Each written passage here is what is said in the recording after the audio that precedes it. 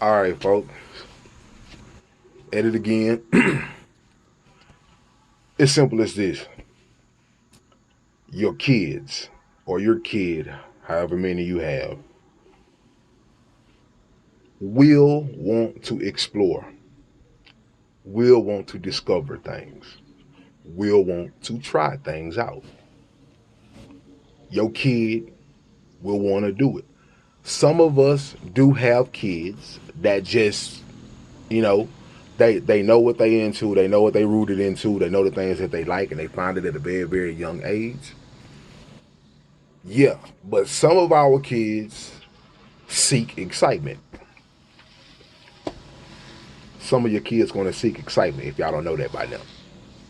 And we all know the pivotal age for kids seeking excitement and wanting to explore things, the pivotal age or the grade group is from sixth grade to a senior in high school. Sixth grade to 12th grade.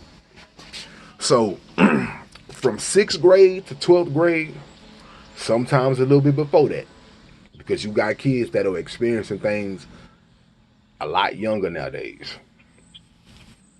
But from sixth grade to 12th grade, I'm just gonna give us that bracket. You're gonna have a lot of disagreements with your kids. They're going to disappoint you a lot. They're going to piss you off a lot. They're going to do that. You understand what I'm saying? When you talk, there's certain things that you're going to have to over explain because they're kids. Us as adults, sometimes we talk to kids as if they already should know, and that's not the case. You can't talk to a kid for 30 years, 30 plus years, 40 plus years of experience, and they only 12, 13 years old, hoping that they're going to get it. You're going to have to over explain things to some of your kids. That's just what it is. You're going to have to over explain some things. Now, like I said, leading on disappointments and discouraging, you're going to have a lot of heartbreaking moments. You're going to find out things. All you can do is hope that as a parent, you gave your kids the confidence to come and at least talk to you about shit that they thinking about. Come and talk to you about shit that they want to do and want to try out because they're going to want to do it. And as we know it, like as we grew up, a lot of us feared our parents. A lot of us really didn't give a damn what our parents think. We told them exactly what we was doing and didn't care. And in return, they showed us they didn't care either. What's going to happen is your kid's going to do some shit with you knowing about it, or they're going to let you know this is what's on their mind. That's one of two things that's going to happen. Hope that you got that confidence built between you and your kid that they can come talk to you about shit that's on their mind. So you can go ahead and brief them, and you can let them know, hey, I would not like you to do this.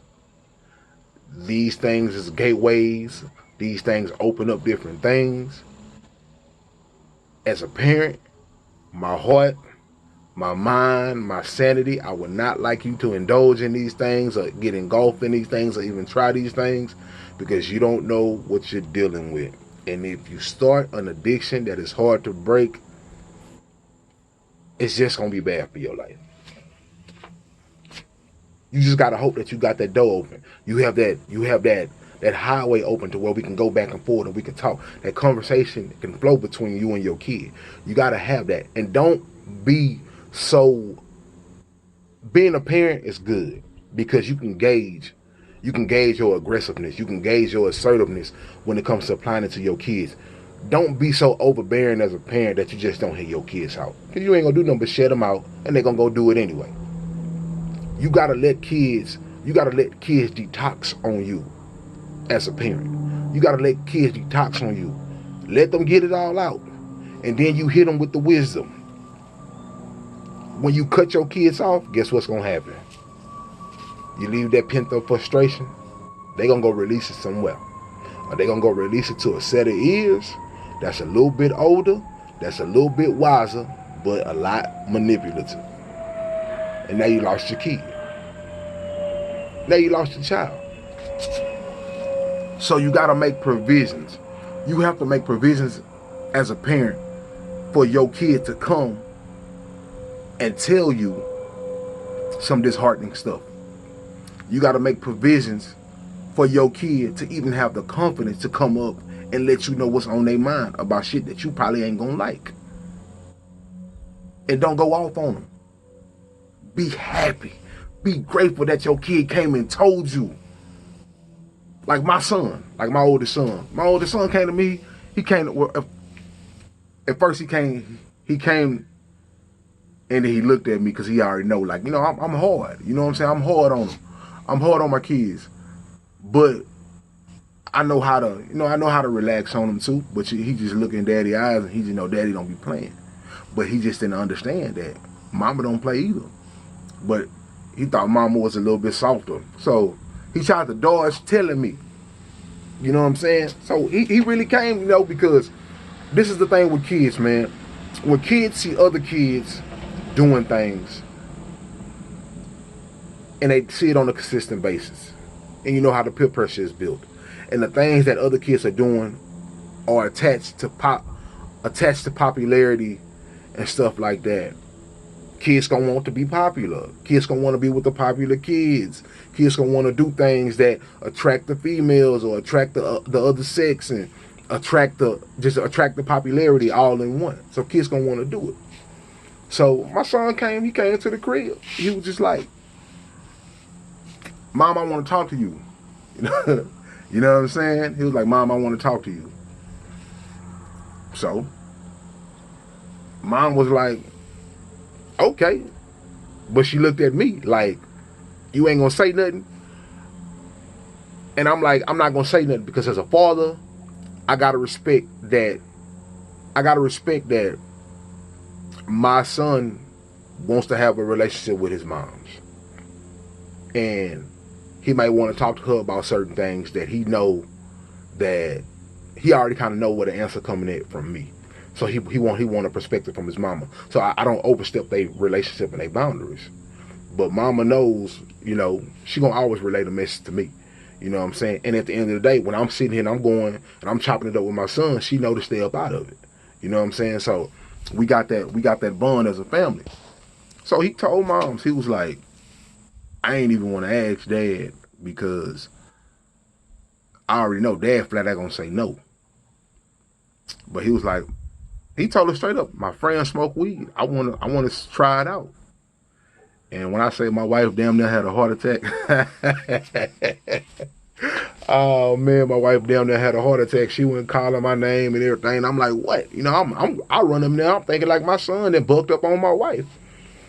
And I was like, well, what's up? And she was like, "Your son come to me and fix his lips to tell me he want to get high." And I say, "Well, at least he told you." You know what I'm saying? I'm glad he told you. I'm glad he told one of us. You know what I'm saying? So now we can go ahead and chop this thing off right here and tell them no. You know what I'm saying? I'm glad he came in and felt like he could at least release that on one of us before he went to go do it. Because you would hate as a parent to all of a sudden find out, your son out here smoking big dope. You know what I'm saying? Like, you would just hate that as a parent. You know what I'm saying? So it's like, or doing anything. So your kids are going to, long story short, your kids going to want to explore things. Your kids going to want to do things. They see other people doing it. Peer pressure is real. Peer pressure is real. Know your kids' mental health because guess what? Sometimes your kids don't have, the stamina and everything to stand up on their own to fight off these peer pressures and stuff like that. And like you said, they don't have the support systems at home. So be open with your kids. You're going to hear some things that you ain't going to want to hear. Sometimes you're going to be surprised with some stuff that you don't want to be surprised with. That's life. That's life.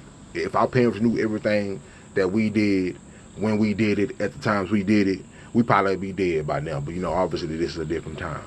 So just be ready, man. Just always be ahead of the game. Make provision for your kids. Make provision for your children to come and talk to you about stuff. You know what I'm saying? And hear them out. Really listen to them and hear them out. Don't necessarily just, I'm the parent, you do as I say, you do as I say, you say as I say. It's nothing wrong. It's nothing wrong with that. But guess what? When you put your kid up against the wall, they're gonna end up fighting out, and they're gonna end up falling into the secondary families of the world. Y'all already know what the secondary families of the world. You know what I'm saying? So if they can't get no good love, no good guidance, no good wisdom from their first family, they gonna fall into secondary families. So at the end of the day, you know, just know your kids gonna want to explore stuff. You know what I'm saying? And make sure as a parent, it's up to you to make sure the communication is always open. The doors are always open to communicate. Tell your kids every day. Yo, it's two things that you always tell your kids when they leave the house. You tell them that you love them. You tell them that you love them. And you tell them, no matter what, whatever's on your mind, you can come talk to me. Whatever's on your mind, remember, you can always come talk to me. You may not like the answer that I give you, but just know you can have confidence and always come talking to me as your parent. That's two things you tell your kids every day. You love them, and they can always come talk to you. If you don't tell them nothing else, because those two things right there engulfs in everything else. You tell them that you love them, and they can come talk to you. Guess what? Once they come talk to you, guess what? You got them. And then you can handle the situation however you can handle the situation. So you always let your kids know that. But until then, man, side boss, I'm out of here.